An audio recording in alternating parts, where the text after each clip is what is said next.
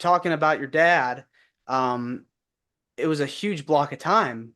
15 years Yeah. last time you saw him. Why was it so long? Well, I mean, distance, of course. I was all the way in Calgary and he went back to England. And when I turned 18, or I might have been 17 at the time, actually, I think I was 17. Well, no, I was about 18. Okay, so 17, my mom she was in her second marriage and she had a set of twins. And so I was 17 when they were born. My mom was, on maternity leave for a year. So then when I turned 18, I graduated high school. My mom went back to work and I nannied my little brother and sister and the twins until they went to school. So for 5 years of their life, like I was their nanny, that was my job. So I just saw like how beautiful and precious young babies were, like young children. And like, so I started questioning my dad, like, how could you leave us? How could and my mom was pregnant when my dad left with his third child. So I was like, how could you not want to like meet your daughter? How could you move another country away, like countries away? And I got to the stage where I started asking questions.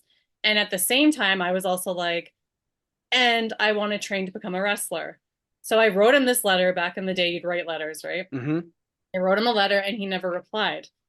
And then I finally called him because I was like, so why haven't you, like, did you get my letter? He's like, yeah. I'm like, why haven't you replied? And he was like, I didn't like what it said. And like, he hung up the phone. Yeah. And I don't like telling the story because it makes him sound terrible, but like this is real life. And I don't like to sugarcoat anything. And I also like my story is about forgiveness and how you can move on and move Hmm. forward. And Hmm. eventually we did reconnect. But at that time, maybe he didn't know how to answer those questions, like why he left. And honestly, in the long run now, like now I realize he did what he did to protect us and he thought it was the best thing for us. And I truly, truly believe it was now that so much time has passed. And, he definitely have you seen the Dark Side episode? Yes. Yeah. So like he had CTE and he knew something was wrong and he knew it was best if he eliminated himself from us before something bad could happen. And I really applaud him for that. We didn't looking back, you definitely don't want to end up being like another Chris Benoit story, right?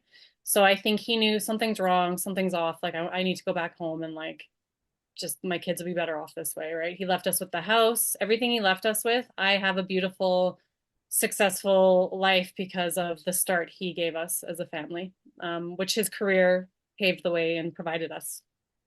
Um, and then I think when he said, like, I didn't like what the letter said, I don't really know if he was talking about like like children part, how could he leave us, or me becoming a wrestler. I think back in the day, female wrestlers weren't very, like, they kind of frowned upon it. We didn't talk for, I think, 6 years after that. 6 years. And then the internet came around, like Facebook came around, and that's how I reconnected with my cousins in England. And I had my first child, so she was 2 years old at that time, and I was like, something is missing. Like I felt full when my daughter was born because I always knew I wanted to be a mother. And then after 2 years, I'm like, something's missing. I don't feel full.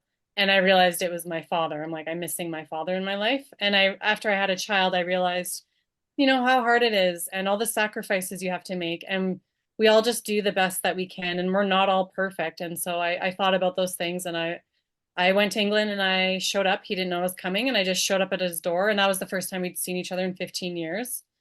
And yeah, I'm really, really, really grateful that I did that.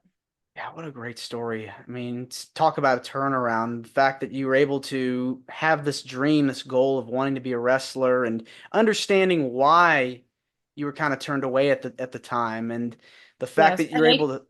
everyone asks like, why don't you wrestle now? And I think that was part of the reason I all of a sudden then I was like, okay, but the reason I wanted to be a wrestler is I was hanging out with my cousin Ted Hart and he had a wrestling school for kids. He was like, you need to be a wrestler. Like, how cool would that be? Dynamite Kid's daughter, right? I was the first child. So he's trying to get me in there. And I think I had this like idea in my head, if I do this, my dad will move back to Canada. And then I'll have my dad back. And then mom and dad are going to get back together and life's going to be great, right? Like that was my thought process. Hmm. I don't know if I really I never actually did any training or anything. That was just the beginning process of thinking I want to get involved in wrestling. But then with my dad actually not being interested and he didn't come back to Canada, I think I kind of closed that door for a while until later on when it opened back up. And then Do you remember the last conversation you had with your father? my dad, the last few years of his life, he was in a hospital, like the full-time care facility.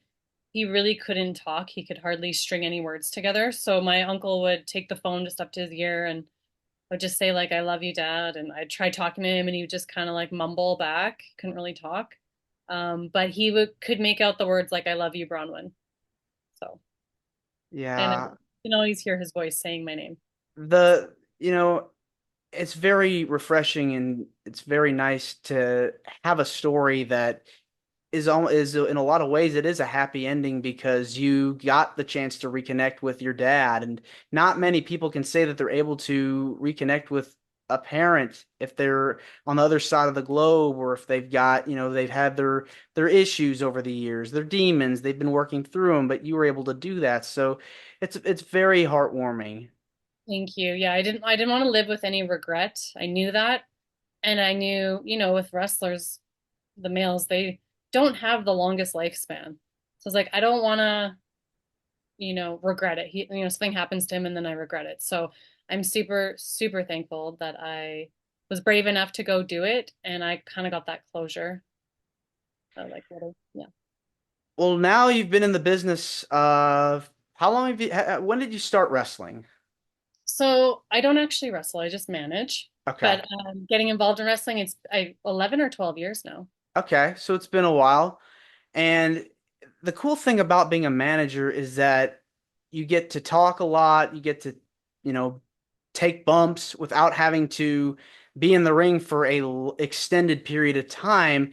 And I think that the managers don't really get as much credit, I feel like, because it's only about the wrestlers. And I feel like if you had just as much respect for the managers, I think it would be a win-win, don't you think? Absolutely. And even being a female manager, I feel like it's hard to get noticed. You get forgotten about a lot, and a lot of people don't understand the importance of the role. So, Yeah. I always idolized Miss Elizabeth growing up, and that's who I emulated for so many years. I'd love to dress up and wear sequins and everyone loved me. But I'm kind of going down a different path these days. I'm the girl next door, but I'm a little bit crazy, so just stay tuned. It's always fun when I'm around. And you've managed people like Davy Boy Jr. Mhm. and the current Dynamite Kid Tommy. Yes, and Uh, his brother Mark as well. The two of them yeah. together. So tell me about what how you feel, going on now 12 years being a manager. You feel like you've gotten everything down pat because I know there's a lot of work involved, just like with being in the ring, being a competitor. I don't feel like I have it down pat because it's been a bit of a roller coaster for me. Trying to constantly find that person that you really connect with. You guys are on the same page.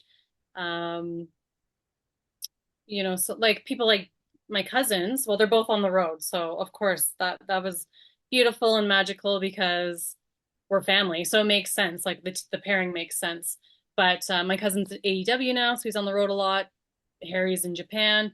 So I'm not referencing them, but just someone more local that I can always work with. It's been a struggle finding my person. Really. Um, yeah, but I think I found someone, a few people, um, and we're kind of creating some magic now. We're all on the same page. We're treating it like a business, um, and we're really, really excited. Who are some